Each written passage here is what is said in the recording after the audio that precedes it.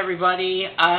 For today's episode, this is going to be another special treat episode because this is an episode that I actually like a lot because the magic role of this episode, world building!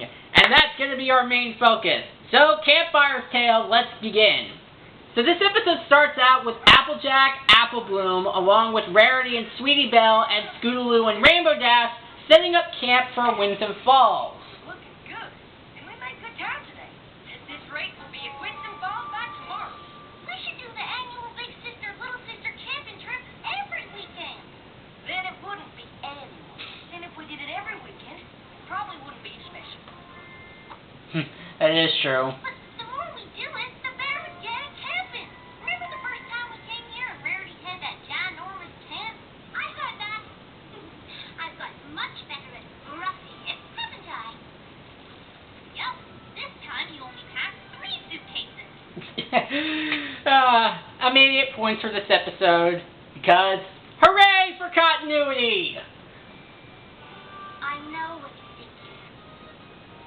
Good enough to eat. No! According to my books, they're extremely poisonous.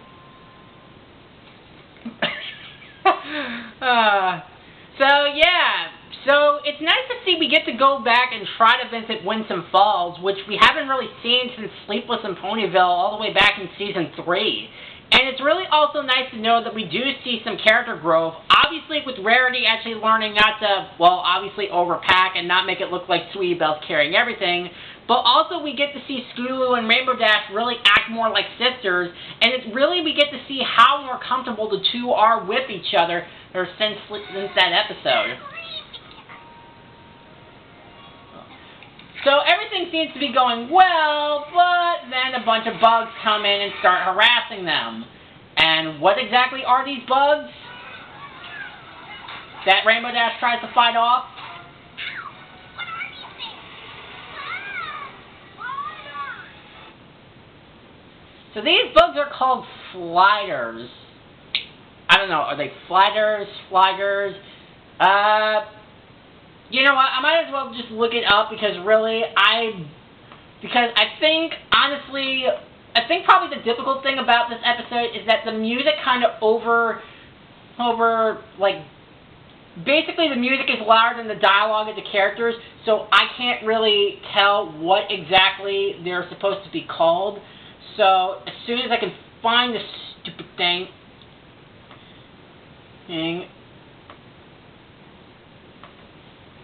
oh my god, I can't believe I'm doing this. I probably should have thought this ahead of time, but let's actually look up and see what exactly these things are called.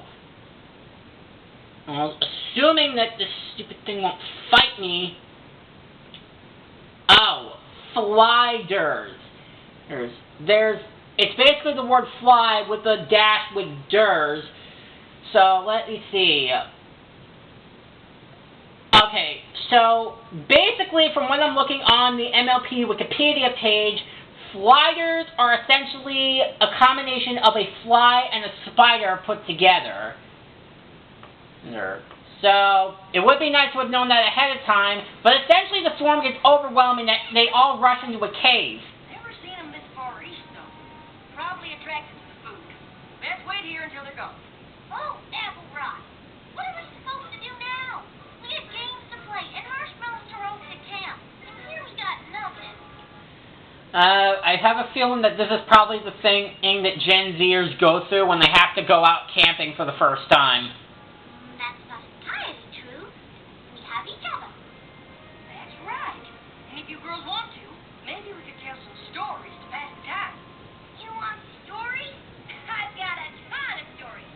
Spoiler alert, they're all about me and how awesome I am. Well, I guess it's nice to know that the events of fame and misfortune haven't worn off on you, Rainbow. I was thinking more like campfire stories.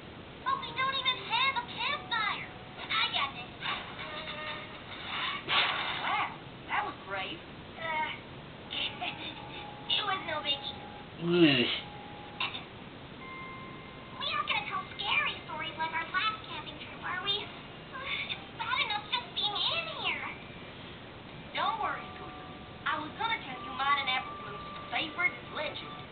So yes, so instead of scary stories in a cave, we're actually going to go with legends. And as I said at the beginning of this review, the title of this episode, World Building! As we get to hear about one of the legendary stories, as Applejack tells the story of... Incredible strength. But he didn't start out that way. So, yeah, I probably should have shut my mouth when Applejack was explaining the story. But essentially the story that Rainbow Dash tells is the story about a pony named Rockhoof. See, Rockhoof was a tiny little bit, the son of a farmer. Just like us. They lived in a village that sat at the foot of a gigantic volcano. So yeah, it's kind of nice to know where exactly this land is, though if it's a land on a volcano, then immediately you're going to be thinking Pompeii immediately, as Applejack continues to tell the story of Rockhoof's backstory, which is very Viking-esque type of story.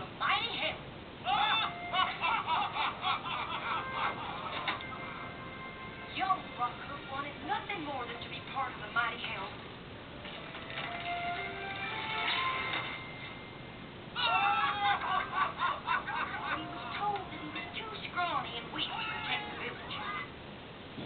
And instead of encouraging them to get stronger, they basically just laugh at them like a bunch of assholes.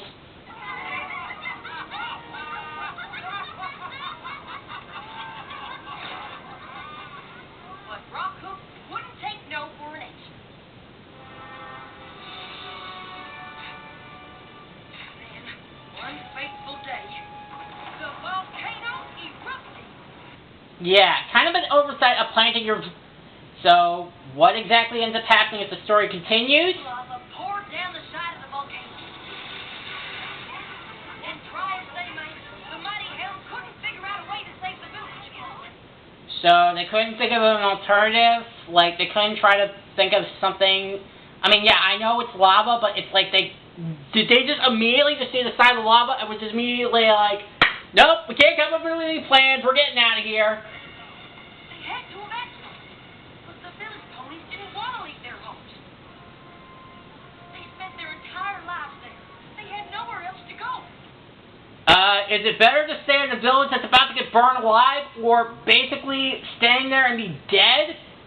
So this is exactly is like Pompeii. As John Tron would put it, campaign quickly to not die as fast! Oh, and they end up ditching the villagers as well, basically to save their own asses.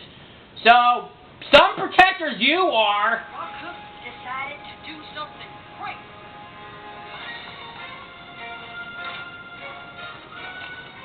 He thought if he could divert the flow of the lava, he might be able to save his village. He started digging a trench. Wait a minute. All by himself? It'd be impossible for one pony to dig a trench fast enough to stop the lava. I mean, even I couldn't do that. Alright, well, couple things. First of all, it is nice to know that despite the ponies getting bit by the sliders earlier in the episode, it's nice to see all the bug bites are gone. Great continuity there. And secondly, I really like how the episode actually raises the questions before I do. But essentially then, and going back to the story, Rockhoof then hits a point in the shovel where basically he gets the powers of Thor and turns into, well, a Thor-esque pony. But the lava was getting closer. And also is able to get the speed of the Roadrunner.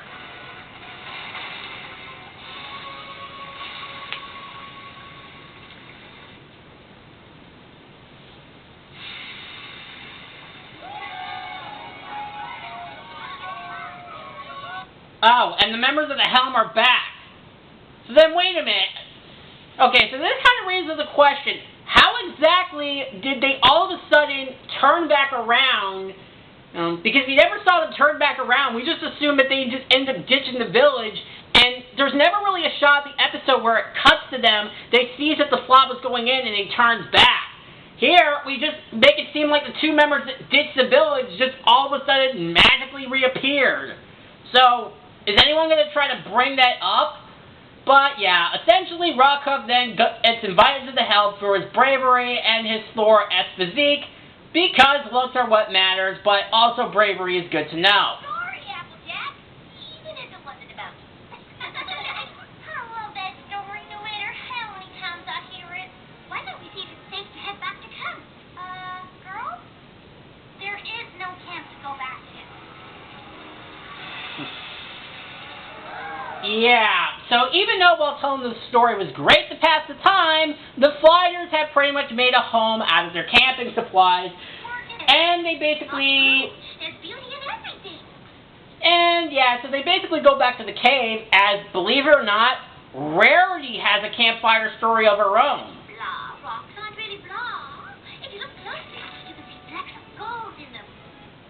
Wait a minute, if there's flecks of gold in the cave, then we should actually research something like that. And the way the firelight dances on the cave walls, shadow and light, so... And also giving nice callback to Twilight's ballerina outfit in A Royal Problem. But then again, how exactly is supposed to make a shadow puppet when, you know, ponies don't have fingers? Walter. Sweetie Belle, have I ever told you about my favorite legend? No, I didn't know you had one. Her name was Miss May. Miss May? Isn't she the old wrinkly sorceress with the flowers? Yes. But there was more to it than that, as Rarity explains the legend of Miss May, who basically went off to study basically on discovering beauty and I guess being a medical pony, and also... She was a princess. She was beautiful and kind. Everybody loved her and missed her when she was sent to the finest magic school. I really love this story because, again, on top of the already built brilliant world building, we get to see for the first time that there's like some Chinese, Japanese land there is in Miss May's story. On top of that, we get to see some very interesting designs where for Miss May we see very flowing hair from a unicorn. And there's not really any ponies other than in Princess Celestia and Princess Luna that have these kind of details. So anyways, while she basically learned to study how to be a better medical student, she comes back to find that her village is in ruins.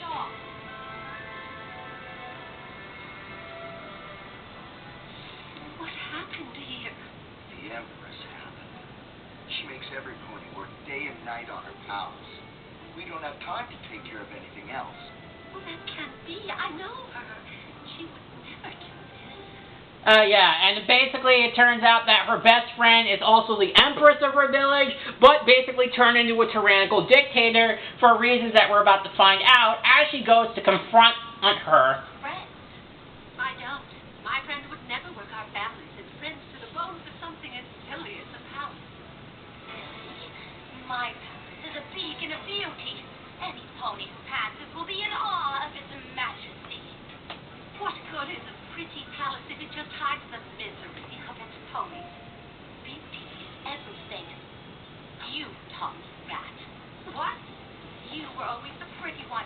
You got to go to the best magic school. Every pony missed you. So basically, it's basically a story of envy. And it kind of makes you wonder, if she's supposed to be the Empress, why isn't she having her guards apprehend her? Pony loved you. I admit I was jealous. So I tried to perform a spell that would make me beautiful. You can see how that went. I vowed if I couldn't have beauty, I would take it. I wasn't chosen to be Empress, you know. I took it. So basically she forced the previous ruler to basically abdicate the throne, and I kind of have a feeling that when she kind of raises the question, how exactly did she take over the throne? Which I know it's probably been some years since Miss May, but if she was able to take over the throne this easily, this is when I'm assuming that the previous conversation happened with the previous emperor.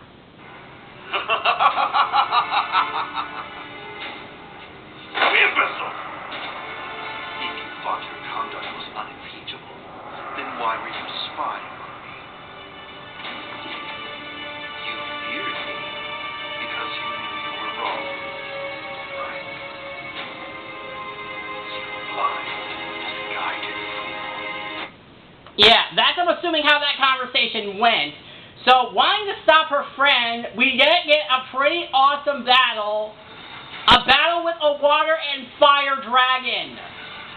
Which kind of makes you wonder how if unicorns are able to basically do this type of magic, and kind of gets more into the esque of this Japanese-esque style village. But yeah, a battle of magical water and fire dragons. It's just like, shut up and take my money. So essentially, Miss Main defeats the Empress and traps her, but she sacrifices all of her beauty and restores her friend back to normal in exchange of giving up her own youth.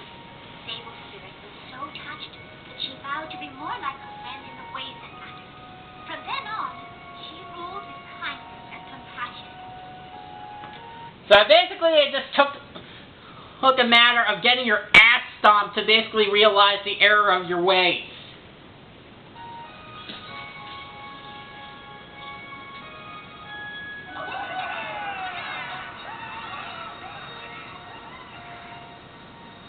Even though she gave away her physical beauty, she dedicated her life to spreading beauty all over Equestria. Anytime you go out of your way to brighten somebody's day by doing something like giving them flowers, you're following in the footsteps of Miss May. Good words to follow by. So anyways, after that story ends, the Flyers basically end up finding their way towards the caves. So I guess maybe the camp supplies wasn't enough for them. And Rainbow Dash basically breaks the rocks in the cave, which results in them getting trapped. But then Rainbow Dash actually has a story to tell. You're focusing on the wrong thing. You want a plan? Close. I have a story. Let me guess. It's about you. Practically. It's about my favorite legend, Black Snake. Wasn't he the pony who took on the dragon? Oh boy. I gotta admit, so of the three stories, I definitely like all three stories that the episode presents, but I think probably my personal favorite would probably be Miss Main, but Flash Magnus' story is basically just as action-packed. As essentially Rainbow Dash tells the story of Flash Magnus, who was a young cadet that was basically traveling with a group of Pegasus into the Dragonlands that were big and scary, and we also see that one of those dragons was Ember's dad, so again, great continuity there. Two of the recruits end up getting captured as Flash Magnus tries to go after them. Commander, we need to save our captured comrades. I appreciate your loyalty, Flash Magnus, but getting past those dragons is going to be impossible. I can never figure out the voice of the commander, but it sounds so familiar to me. But essentially, Flash Magnus wants to do the right thing and basically be bait. The commander then decides to give him a fireproof shield that basically stops all the dragon's fire to try and distract the dragon. Get me fire breath, if you can! Hey, come and get me! Hey, I'm over here! And we see that the shield actually works. That's Black Snake. What makes it for his life? Commander Iron was able to get his soldiers back. So we get a pretty action-packed scene of Flash Magnus flying away from the dragon, and they are able to rescue the other members of his platoon as they basically lure the dragons over to a storm cloud, and we get some pretty nice shadowing shots of the dragons, and the dragons ended up getting beat. So, but again, considering that one of the dragons is Ember's dad, I guess it probably explains how long dragons can live.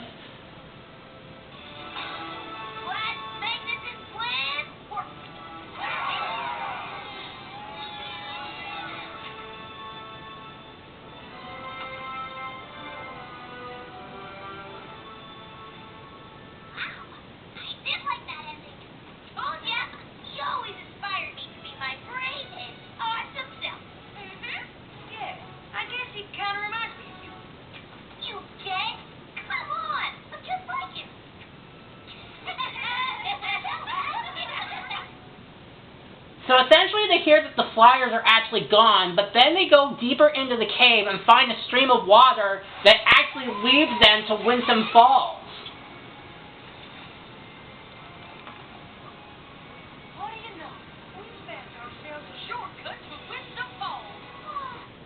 just as lovelier than it was the first time we came there.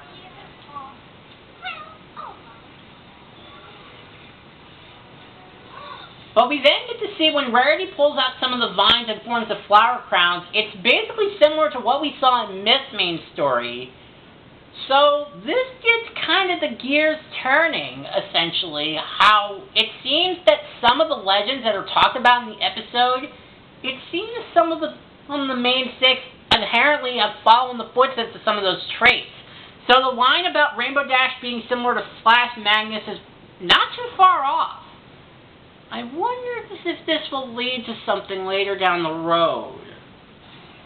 We sure are sorry that our camping trip wasn't what we hoped it would be. Are you kidding? This trip is awesome. It is? We got to hear legendary stories and go on an adventure. What, you three want to stay? Of course we do. We can turn those trees into a nice little shelter. We can get you some big logs and branches to help build it. And I bet we can find more berries. Always finding the bright side of things, no matter how bleak a situation be, is always great. And thus the six then run off to basically do their own camping, and that was Campfire Tales, and I don't know what else to say. I had a lot of fun with this one. This is a great episode.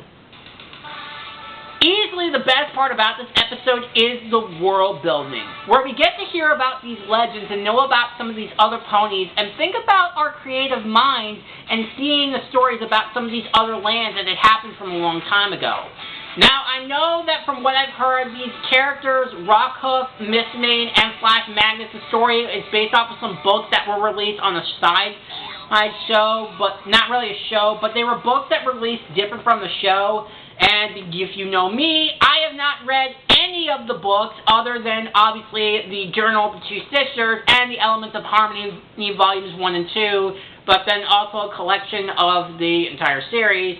But other than, like, the side stories that are in, like, the comics or in the actual books themselves, I have not read any of them. So as someone like me, who has not read the books, as world building goes for the show, it is fascinating to watch. The stories are all interesting, entertaining, epic, and on occasion, funny as hell.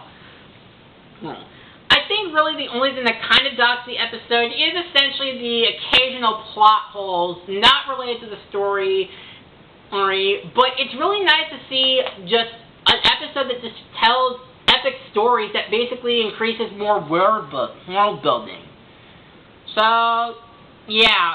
So like I said, I think really the only thing that kind of hurts the episode is some of the occasional plot holes.